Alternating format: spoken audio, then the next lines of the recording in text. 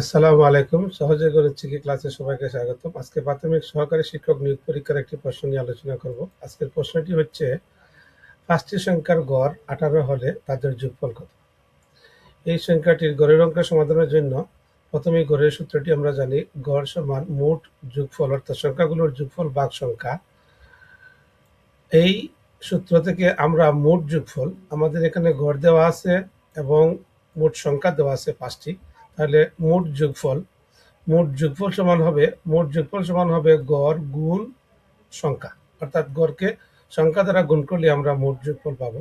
তাহলে গড় হচ্ছে ১৮ আর মোট সংখ্যা হচ্ছে ৫, তাহলে ১৮ গুণ ৫ সমান হলো ৯০।